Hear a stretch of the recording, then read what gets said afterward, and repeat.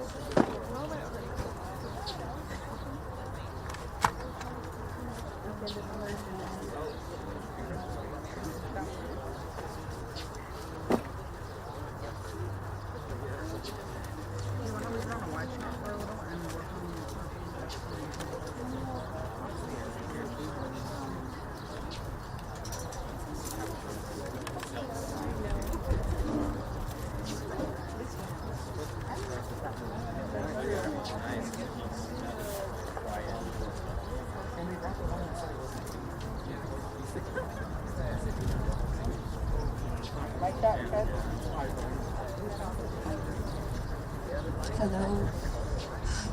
Greetings, relatives. My name is Chichirtek. I'm part of the Kalpuli Ayolo Boxing here in Yanaguana and Somisek territories. Feeling really grateful to be surrounded by people who care, by our queer and trans relatives. First, want to take a moment to call in the ancestors of these lands, all of your beloved ancestors who you're carrying with you, your guides, your guardians, your beautiful spirits. You're here on Somisek territories. Original name being Yanaguana, Somisek Ang Somisek of the Estokna and Carisacomecrudo people, these have been migratory lands for all various types of tribes and peoples all over, and it will continue to be a land and a place of migratory peoples. If you feel it in your heart, I want to guide us into opening up the 4 directions together. East over here. And so what we're going to do is ask permission of the 4 directions, moving with everything with consent and with intention, with love. And so we'll call into the direction of the east, and the direction of Quetzalcoatl, of the wind, of sacred masculinity, of enlightenment. Inse Ashkan, en Tlatopla-lolis, Tlahuizlampa, Chaneque, en Cali, Quetzalcoatl, at Ejecat, Tlali, Tled, Ometel. And we'll turn to the direction of the west, where the sun sets, the direction of transformation, of sacrifice, of the red sky, of sacred femininity, where things go to transform and transmute. Ometel. En Ome Ashkan, en Tlataplaloli Sihuatlampa, Chaneque, en Cali Xipetotec, An Ejecan Cle, Ometel. And next we'll turn to the direction of the north.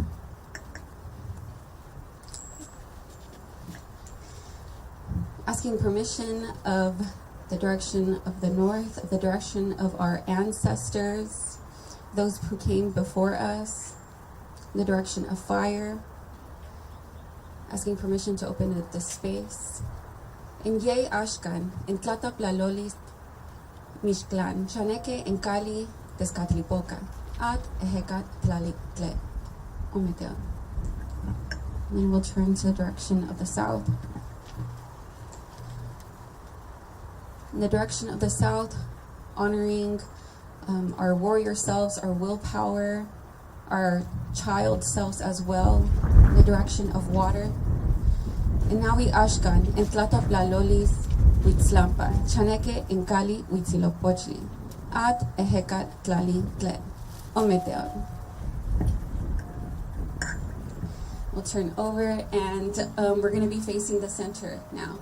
So the center of Father Sky, of Grandmother Moon, of Father Sun as well, asking for a Creator to protect us, to have an orb around us, protecting us here today and when we go home as well.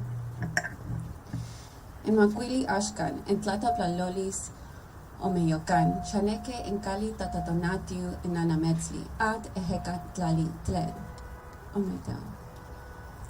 We'll turn around and go to the direction of the earth. If you're able, we'll put our knees and our heads to the earth as well. Asking permission in the direction of Mother Earth, of Mother Earth, asking her for permission.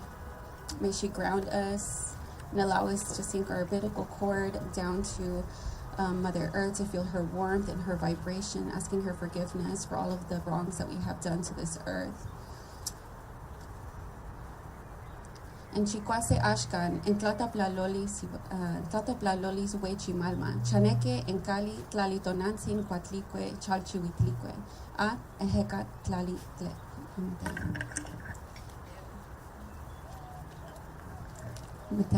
And in our final direction, it will be towards each other. If you can meet the eyes of each other and to look each other in the eyes. This is the 7th direction, the direction of I am you, you are me, you are my other me. The direction of asking us to show up as our authentic selves. May our hearts always match our face. En Chicome Ashkan, en Tlataplallolis, Ometeo, Chaneque, en Cali, in Lakesh, en Tloque, Nahuaque, en Pale, Moani, en Itzli, en Yolotzi, Tlaxocamati, Ometeo. Thank you all so much for showing up with love and just taking a stand, for our relative here. I have a statement from our Kalpuli, and then I'd love to pass it on to our relatives here from AIT.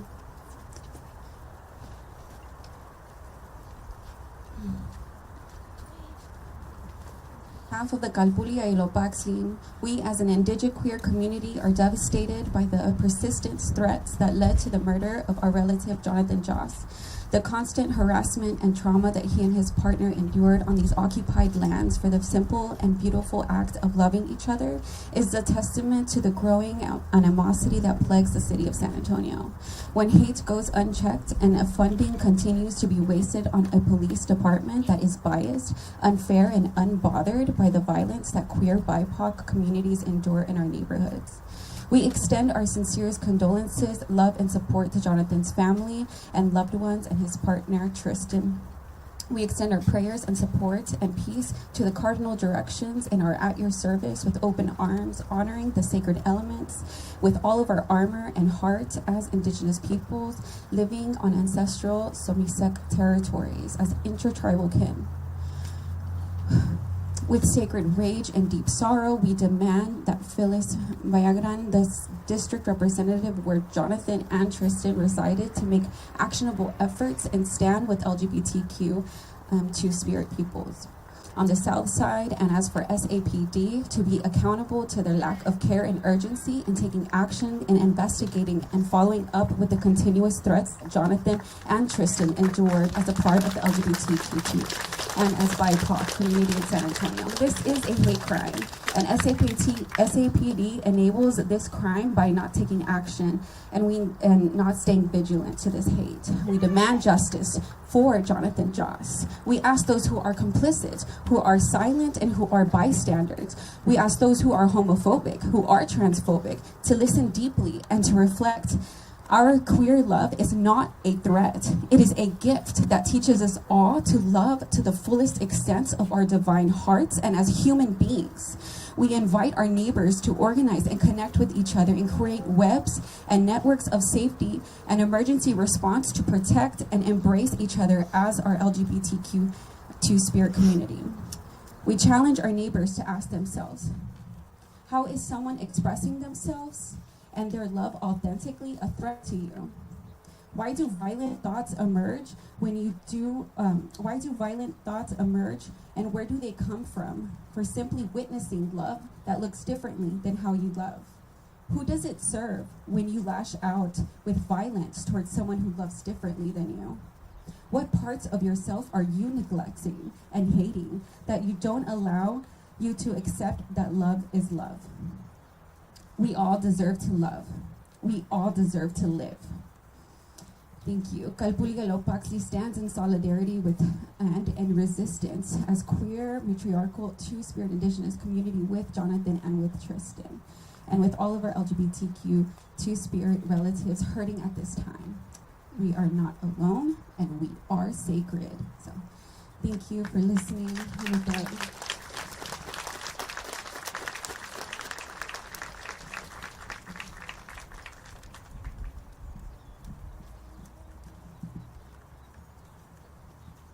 Good evening, relatives. Thank you all for being here tonight and showing up in love, community, and remembrance.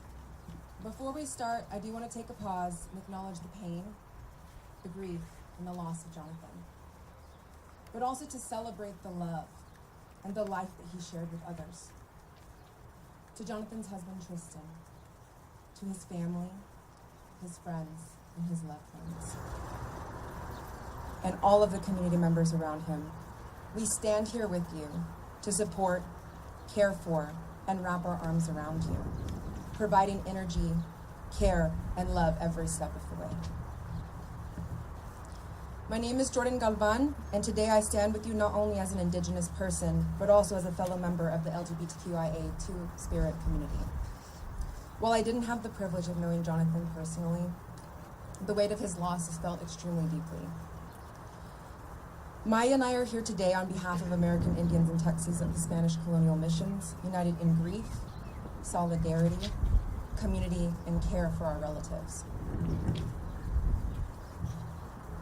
We come with heavy hearts, like many of you here, not only because we've lost someone special to our communities, but because we recognize that Jonathan's story is not an isolated one. It reflects a larger pattern of injustice, neglect, and pain that our communities face across the nation every day. Jonathan was more than the roles that he played. He was a proud Indigenous man, a member of the LGBTQIA Two-Spirit community, a relative, a friend, a storyteller, and an individual that brought visibility, warmth, and truth wherever he went. He showed up for us, he stood with us in efforts to nourish the healing and safety and wellness of our communities. His life mattered deeply, and the care that he deserved, like so many others, must be rooted in community, grounded in identity, and driven by the intention to heal and help our people thrive. Not surface level care meant to check a box, failing to see an entire person for who they are. We're talking about responsive, relational care that is led by those who reflect their communities, similar to the people who are here today, to your presence here today. We must continue to put our community members and their stories at the forefront, and we must ensure the inclusion of care from Indigenous-led and LGBTQIA Two-Spirit affirming care and crisis intervention. We must hold these institutions accountable and ensure that our communities are not invisible, underserved, or left unprotected. Tonight, we light these candles for Jonathan and every relative that we've lost to violence and silence. Now, I'd like to pass the microphone on to someone that I deeply respect, not only as my colleague, but as my dear friend and integral community member who shares the weight and the responsibility of this work alongside all of us. We stand here today with you. We stand here tomorrow with you. We are always with you. So Maya, I would like for you to continue that conversation.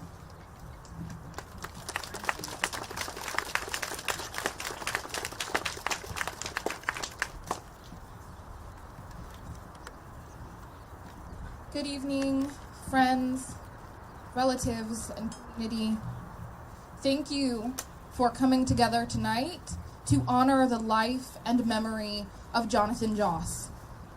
I come to you this evening as a community member first and foremost, as an Indigenous member of the LGBTQIA Two-Spirit community, and also as the community engagement coordinator and the lead for our Pilam Taptayi initiative. Thank you. The initiative that leads all of our work around missing and murdered Indigenous women and people. Tonight, I want to speak to you both from the heart, and I want to express the deep commitment of our organization to our Native and LGBTQIA Two-Spirit relatives. Jonathan's death is a devastating loss, but it is also a clear reflection of a larger ongoing crisis, the epidemic of missing and murdered Indigenous women, people, Two-Spirit, and girls. This is a truth that too few have named, even as it affects so many of us. Naming Jonathan's death as a part of this epidemic is not just about words, it's about demanding accountability and justice.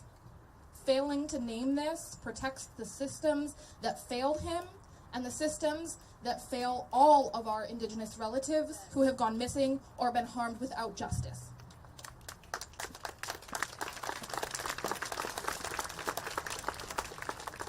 While violence against Indigenous women and girls is rightly emphasized, we must also recognize and acknowledge that Indigenous men, Two-Spirit, transgender, and gender diverse people face profound violence and injustice.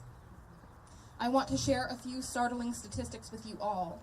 I ask you to hear them, to consider them, to not forget them, and to remember that each number represents not only that individual, but all of their loved ones as well.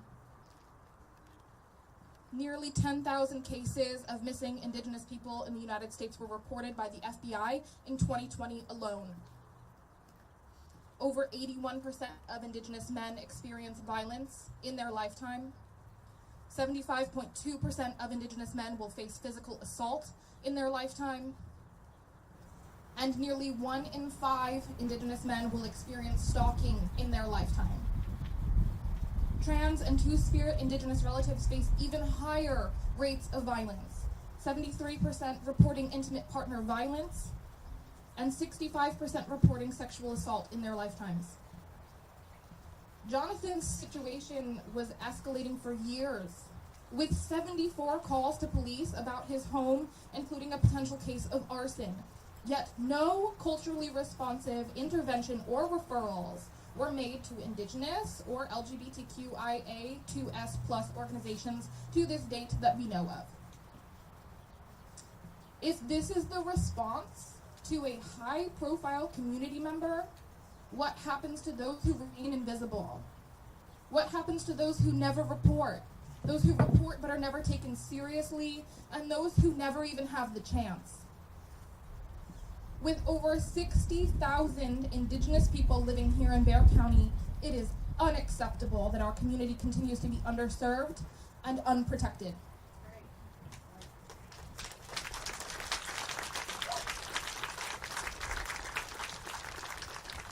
We, at the American Indians in Texas at the Spanish Colonial Missions, stand committed to working with our relatives, community leaders, and partners to push for the change that Jonathan's case demands. Accountability, culturally competent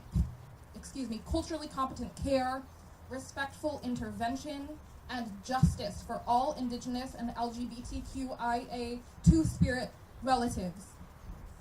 Tonight, we mourn Jonathan's loss, but we also renew our resolve to fight for every relative who faces violence and neglect. Let this be more than a moment of mourning. Let it be a promise that we will remember, protect, and act. To Jonathan's family and friends, we hold you in our hearts.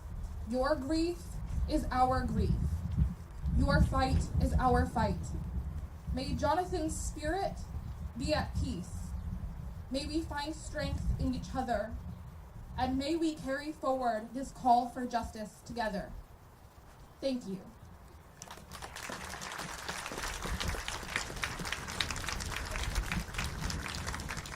We're going to switch mics here quickly, and then I have the honor of passing the mic to my friend and my colleague, Isaiah.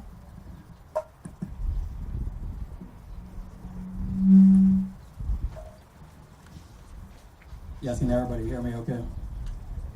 And I just want to look upon all of you here in the circle today, really just to ground me, I mean, this has been such a shocking and surreal story to me on a very personal level. I have a trans sibling. Jonathan was killed on the first day of Pride Month. I work with an organization which aims to preserve and restore Indigenous values in this city. I myself, I work with our Fatherhood campaign. I provide counseling and education for those who are victims and perpetrators of family violence and intimate partner violence. And speaking for myself, I'm not even like a huge King of the Hill fan, right? But the fact that this comes right on the cusp of the new reboot or the new season, right? I mean, all these factors together, you really just cannot make up this situation. But for myself, the most shocking part of Jonathan's killing, aside from the loss of Jonathan himself, for myself, the most shocking part has been the perpetrator, Zigredo Ceja Alvarez. And I'll share why. I won't go into much detail, but to say that while I never met the man himself, the perpetrator, I was once close with one of his children, in fact. This is years ago in the past. I haven't spoken to this person in many years. But when I saw the perpetrator's name, when I saw his photo, when I saw the street address in the side of town, and when I saw even local people online defending him and speaking of his hobbies, I knew. I have a first-hand account from somebody who was raised in this man's home that he was an angry man. He was a controlling man. He was an objectifying man. He had this machismo which is so deeply branded into our communities. And I share this to say that this is the ultimate result of when people do not allow themselves to be held accountable by those within their circle. Because for myself and my work, I've worked with many men who have committed immense harm unto their families and unto their loved ones. And they didn't take someone's life, but they may have been 1 second away from ending someone's life. But some of these very men have been equally and positively shocking in seeing them take accountability for their actions, seeing them acknowledge their harm committed, and seeing them change their ways before it ends in a life lost. This is what happens when there is not healing amongst conquered and colonized people, that we seek to conquer others. There's so many intersecting identities and intersecting oppressions within the killing of Jonathan Joss. Even online, you can see the far right pick up this story to push anti-immigrant or anti-Mexican rhetoric. Just to put all this into perspective for what I have to say. Hold those in your circle accountable by wanting what is best for them. And all of you here, allow yourself to be held accountable by those in your circle whenever you have committed a harm. Because this here, this is the ultimate result of a man who is escaping years of accountability from his very own family. Swallow pride, because along with this systemic failures and homophobia, it was a result of avoiding accountability. We need healing in our city. This is no way to put our city on such a large stage. But police and prisons will not bring healing to our city. Accountability circles and accountability processes bring healing. Hold those in your circle accountable. All of you, allow yourself to be held accountable. Seek out those who work in healing and accountability. And that's what I have to say. Rest in peace and power to our descendant and now ancestor, Jonathan Joss.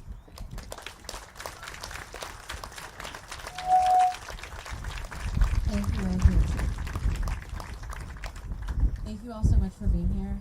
Thank you for holding space. My name is Erika. I use they, them pronouns, and I work at the Pride Center San Antonio as the program manager. I'm going to speak a few words before we open it up to Jonathan's loved ones who are here holding space with us today to share about his memory. So I'll try to not take up too much time. Hello. Thank you so much for joining us tonight in memory of Jonathan Joss and in support of Tristan. We are here to show solidarity, support, healing, and connection. But most importantly, we are here to call on city officials to conduct a thorough investigation into the murder and the violent and brutal end of Jonathan Joss's life, and the traumatizing stress endured by our trans relative Tristan, and the wound in our community that deepens with each relative lost or impacted by homophobia, transphobia, racism, xenophobia, and so on. I'm here to share with you that Jonathan is one of our many queer, trans, two-spirit, Native, Indigenous peoples who have gone murdered or missing. We are here in solidarity with our two-spirit, our queer, trans, our Native, and Indigenous communities because these traumatic and violent realities intersect for all of us. We all live with intersectional identities, and I firmly believe that our strength comes from this beautiful interconnectedness we are seeing right now among people of all backgrounds coming together and showing support and community for Jonathan. Let's remember Jonathan for his incredible contributions he made with his significant impacts in artistry, with animated television, film, music. He was known as a cultural worker, honoring and representing his Native heritage and community. Jonathan also loved his companion animals. He was a dog dad and cared very deeply for his furry family members. Jonathan deserved community, culturally competent resources, and compassion. Instead, we are all mourning the violent end he met at the hands of gun violence, homophobia, transphobia, and racism. Jonathan was well known as John Redcorn and King of the Hill. He brought us laughter, he brought us joy and entertainment. He dedicated his life to his role in artistry, and we are thankful for his contributions in which his spirit lives on. Jonathan was a beloved husband to Tristan Kern de Gonzalez, and it would be remiss to not acknowledge the major impact that he left on this community and the world. Jonathan deserved to grow old in the comfort of his home on his land, as we are on occupied Indigenous stolen land. And to have that robbed in such a violent manner and to know his murderer sits in the comfort of his home right now is appalling. And it is injustice for all LGBTQ folks who suffer from homophobia, transphobia, and violent acts of harassment and discrimination. I would like to close by reminding us all the meaning of coming together. This is a space for grieving, healing, connection, and action.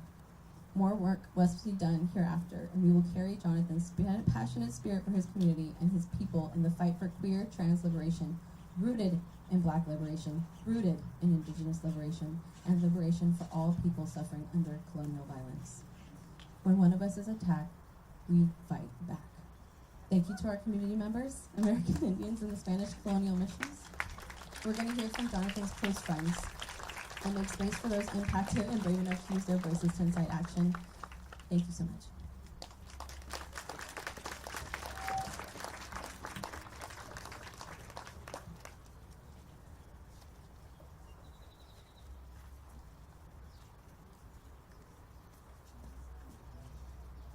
Thank you, everybody. Thanks for coming out. You look great. In the famous words of John Redcorn, the show must go on. And that's where I'm at, and that's right. Come on, let's hear it. Now, it took an extreme amount of bravery. Right now, my heart is beating out of my chest. But you may know me from nowhere, actually. But I met Jonathan in show business. We were colleagues for many years, and he became one of my greatest friends. But that guy had a big heart, and I only got a short window here before I turned into a crying princess. But I will tell you all, he meant so much to me, and all the hundreds of late nights and early mornings and films and ideas and all the things. He was a generous and creative spirit. He really encouraged the pure exchange, and I see it all in your eyes today. Whether it was a hug or a piece of sausage, he wanted to give what he had, and he wanted you to give him some of what you had, and that was just that's how you said hi to the guy. Anyway, I'll just continue with this, and I'll leave you. We're all here today, and I see everybody here. We all live in our own realities. We remember that, right? We're all living, breathing, smelling, tasting things totally different. Your reality, my reality is never going to be the same. We can't even scrape to imagine what it feels like to be any one of you sitting or standing or grieving amongst us, and that's where I come in. I want everybody to remind themselves that we're all so different. But we're all here together because something brought us here, man. All of those directions, all of those things up there and down here brought us all here together. And we're all here because we can share in that. We can share in the thing called being human. Yeah, we're born human, but today it takes a little bit more. Today you got to try to be a human.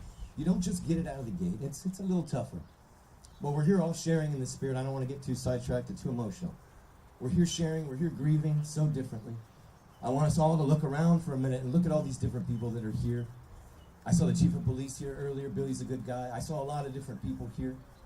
And I'm not standing up or sitting down for anyone. We're creating space to hear these words, which are this. We are all so different, and yet we're all so human. We all grieve so differently.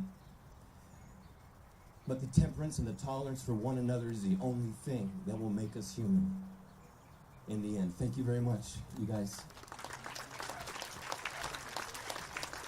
Thank you.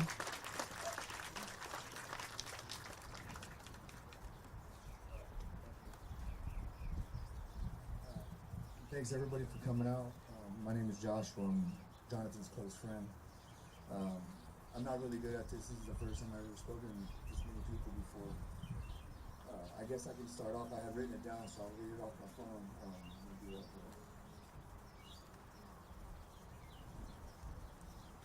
I'm going to say here today that, Jonathan, you are not only a great friend, you were my mentor for a long time. And just like any great person in SA, we are proud to call you a brother. You are one awesome, creative, and talented individual. You loved your city, you loved your fans and your friends so much. Our food that made San Antonio who we are, you wasted no second to make sure a fan was acknowledged on the phone or a video call. Seeing you do that in person during a barbecue really showcased how you valued your love, your craft, your skill, your job, your passion for art. You fed me on days I didn't have money to eat, man. You told me to come over and chill, shoot the breeze with you. I was alone at the crib, just feeling any type of way. You never forgot how insane our lockdown fish fry orders were, man. COVID drive-through orders were crazy. It was a 9-piece family fish. We did a fried shrimp order. We did a fried oyster. Then he turned around and goes, "Hey man, how many fish sandwiches would you like?" And I was like, "Man, is this all for us?" And he's like, "Yep." I didn't question it. He had an intention. He had an agenda. It was completely all called for, you know. It was all uncalled for. Or was it, you know? To throwing going away parties for my daughter when she came here, you know, from El Paso on summer breaks. Whenever it ended, he would throw her like a crawfish bowl and stuff like that, and it was amazing. Karaoke in the backyard, hearing him sing Material Girl Madonna with my daughter. It was amazing. I knew Jonathan was gay since 2019. It was, I knew it. Man wore dresses because he said he loved the breeze. And these little things like that, and I didn't bypass it. He was my brother for a reason, and I can care less. There's bigger problems in this world to deal with than how the sexuality is. So with that being said, Texas lost a wonderful human. What has happened in the last week is beyond words I can't describe. During this week, Tristan lost a husband, yes, but he gained probably a quadruple-sized family here today. He didn't know it was coming. Sorry, bro. Sometimes I will be annoying. I'm going to stress you out, but I love you and I'll have your back till the end. With this, Tristan, Jonathan, he's proud of you. He loves you. And I know that you were loved by your husband and you loved your husband very much so. The world lost an amazing soul today and last Sunday. You will always be remembered, Jonathan. I love you, man. I will keep my silliness never locked up. As you always told me, the show must go on. And until the next break, brother, I'll see you after break. Justice for Jonathan.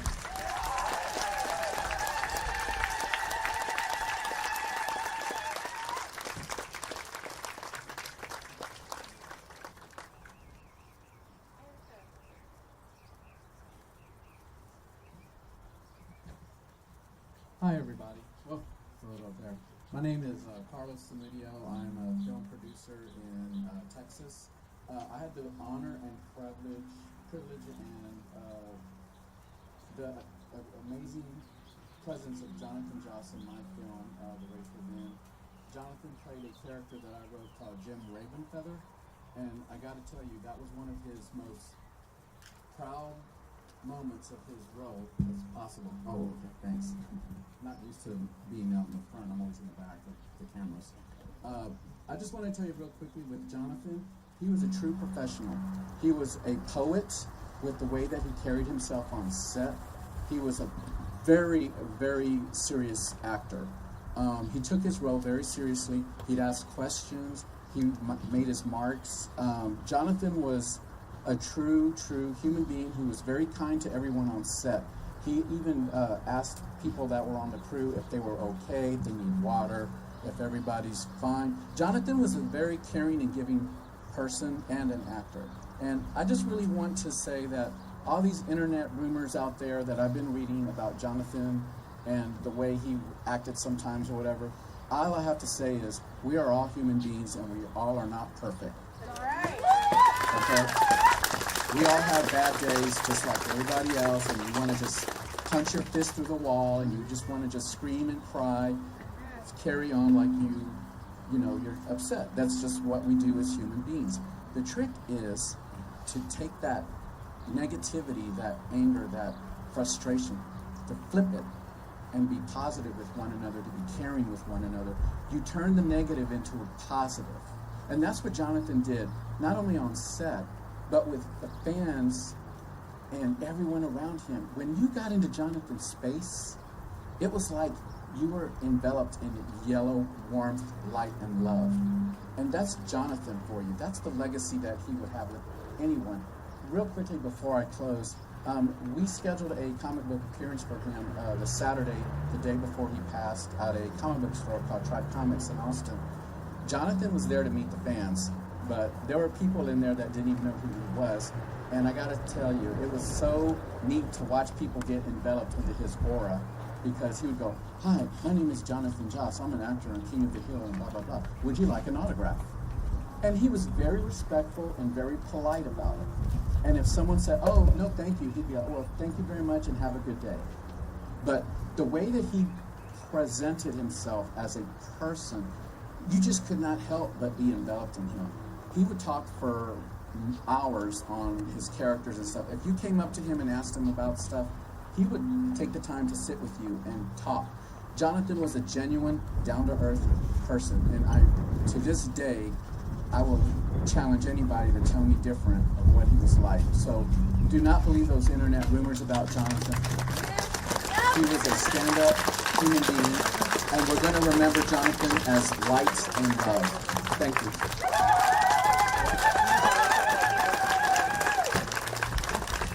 And I would like to invite Paula. We are probably going to stop our live stream for those who are joining us virtually during Paul's speech because we are going to be playing some of Jonathan's work, and it's very sacred and special. And so we would ask all of our media friends as well to respect that. This is something we don't want to be used otherwise, okay?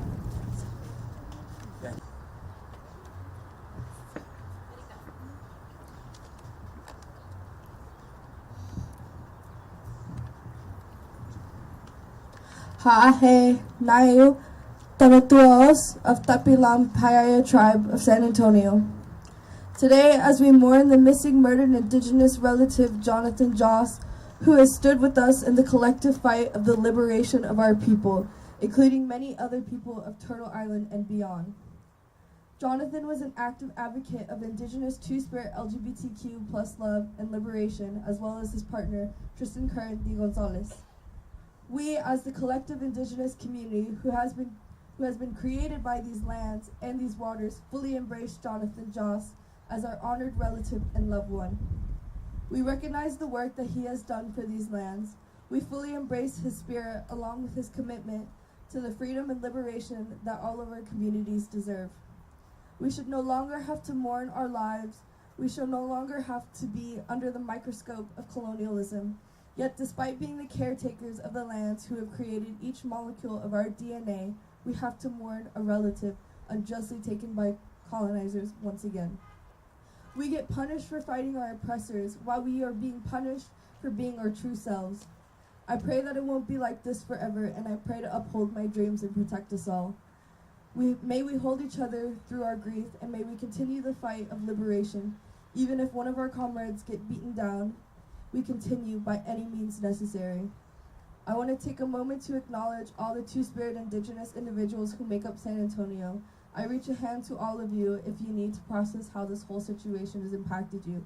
Please always reach out to me. Plasakamati, Plabe Waswo.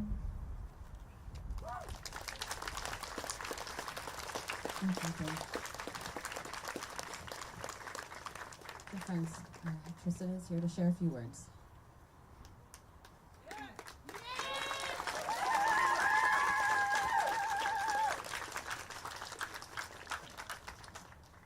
All right. First off, I gotta sit down. Jonathan knew I always love to sit on the ground, so I'm gonna do that first. And at least even on a good day, y'all, I can't talk anyway. So,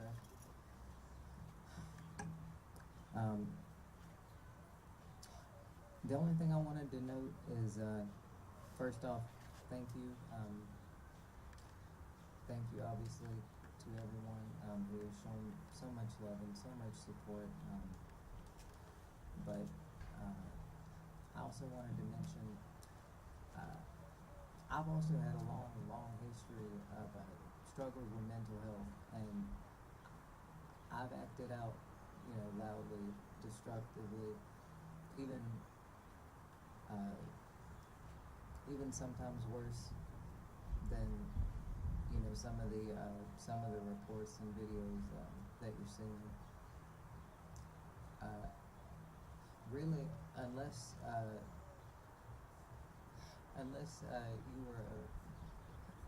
you were a fence, my husband wasn't a threat to you. But if you were a fence, you were probably going to get torn down, one way or the other. But like I said, I've battled my own demons, but the difference is, I wasn't treated as a threat. I wasn't treated as a violent danger. I was given help and medical attention, and sadly, mental health itself is difficult to get in this country. But if you're not white, it's an unprecedented battle, and it doesn't matter what insurance you have, how much money you have. There is a stigma that, unfortunately, my husband really fought against his whole life. I learned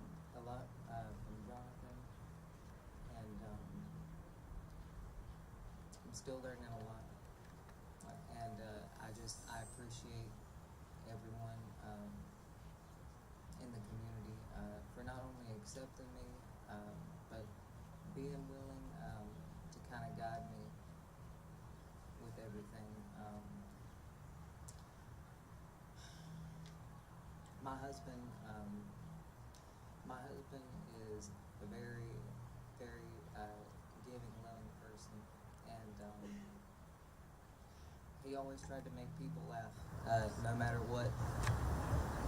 what he was going through, no matter what they were going through, and so I'm gonna make an attempt to kind of channel that.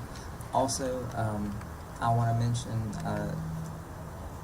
My husband was very proud of his traditional beliefs, and his element was actually wind. So it was really, really special to hear that. But anyway, so I've never had a pair of cowboy boots fit me any type of way. I don't know what it is; they just don't fit, and the only exception is these are Jonathan's dad's, Lawrence Gonzalez. I never got to meet him, but from what I understand, he was an amazing person, and Jonathan got a lot from him. Anyway, so like I said, these are Jonathan's dad's boots, and funny enough, Jonathan's dad also was known for wearing tinted glasses like me. And one day I asked Jonathan, I said, "Do you ever feel weird making out with me while I'm wearing your daddy's boots?"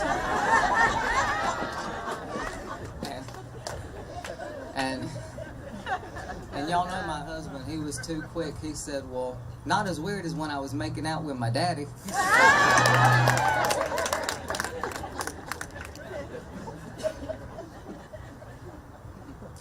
So, I'm glad I could make y'all laugh. Like I said, it's one of the many, many things my husband's good at.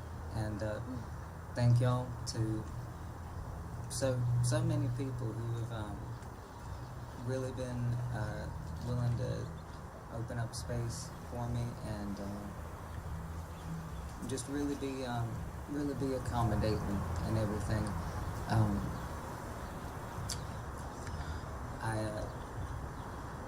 I never got to meet anybody blood related to Jonathan, but if anybody is here, just know that I love y'all, and y'all are stuck with me now too.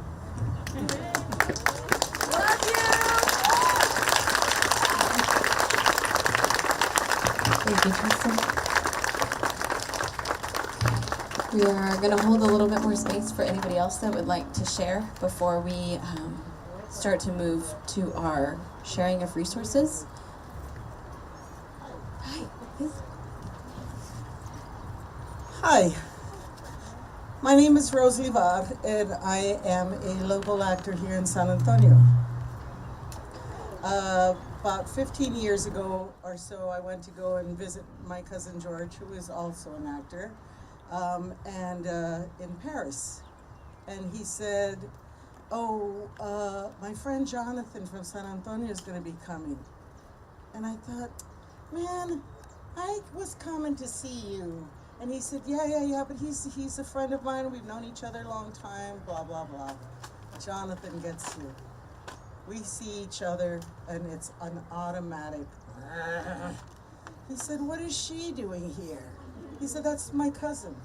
He said, and she's from San Antonio, a South Sider also. I came all the way to Paris, and I have to spend my whole week with another San Antonian. And I said, I bought tamales. And he said, tamales? He said, my father owned Diamante Tamales on the South Side. And I said, I don't know Diamante tamales. I brought B&B. And he said, oh, and you bring my father's competitors tamales? How dare you? Needless to say, it was a very interesting week. Jonathan took the tamales. He made a whole gourmet meal out of these humble little tamales of San Antonio to serve the people of Paris. And he was a character. Yes, yes, he was an artist. Yes, yes. Y sabes que, for those of you, especially the media, that pay attention, because just because you don't like something doesn't mean you need to do it. You need to ask yourself all the time, this gentleman, he's homophobic. All right, then don't go around falling in love with other men. But you know, what is it to you?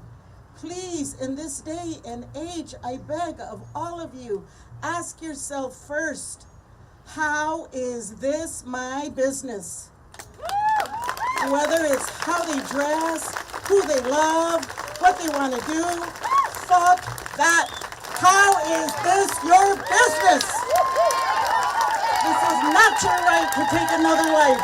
This is not your right. Anyways, he'll be missed. He will be missed. And with that, I'll pass it on to my cousin George. Hello, my name is George Aguilar. I met Jonathan 28 years ago. We worked on a film called Almost Heroes. Yeah, Jonathan didn't know any of the native community in LA. I said, don't worry, you're gonna meet everybody. And I proceeded to introduce him to everybody I knew, which was everybody that was working and just being in film. I've been working since 1971 myself. I lived on Jonathan's boat for 2 years in Marina del Rey, the biggest marina in the world. And we had another friend, Tim Sampson. We all kind of hung out together. And it was great. Yeah, he was a character in more ways than one. But yeah, he was my brother. We shared a lot in life. We both learned from each other and taught each other. The humanity and the humor of life. It was really great. I actually came to San Antonio on Sunday. I called him, didn't answer. I guess they had changed the phone number, but they still had the answering machine. I called at 6:53. He died at 7. True shock to me. I'd been talking to him for a while. My son wanted to buy his car. And then the house got burned and so did the car. But yeah, we traded cars in LA. I bought a little sports car. He bought a 56 Chevy pickup. And then he gave it away before I got it to his neighbor who used to live next door to him. Sold it and oh well. But it was like that. We shared stuff.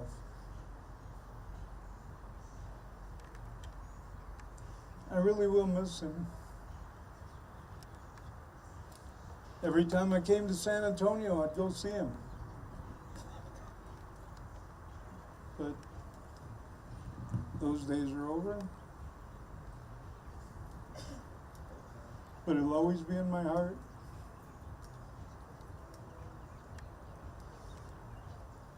Because, yeah, he was real. Thanks for everybody coming out, showing support for him. I'm proud that all of you did that for him and for everyone. Something that's always needed. Thank you. Thank you. Friends, we're prioritizing our Indigenous Native BIPOC folks, so my next one. Let's go. Hello, my name is Nick Grego. I'm here on representation of the Texas Indigenous Council. We get together here in San Antonio, and Antonio Diaz is the founder. He fights for human rights and dignity rights for our indigenous people here in San Antonio. Most people here in San Antonio do not know or recognize that they have indigenous roots, which you do. It's just that a lot of people don't. They try to blank you out, tell you, oh, you're just Mexican, and you just go on about your life. They don't want you to know who you are. So we stand up for individuals, natives, Latinos, just anybody. We fight for the rights of who you are, what runs through your veins, the blood that runs through your veins. We honor our women, our children, the nurturers, because without them, we would not exist. So I just want to say it's very tragic why we're here, but we're united. That's all I gotta say, and it makes my heart warm that Jonathan is here with us and showing us that we do matter. We do have a voice. Doesn't matter who you are. So I'd like to thank each and every one of y'all for showing your love for Jonathan. And I would run into him here and there at powwows, and he was so funny. He would walk up with his peppers or whatever he would sell, and he would always say, "Hey man, you gonna get some of this? Everybody has it." So yeah, a good friend of mine used to buy from him all the time. So like I said, thank y'all, and I hope.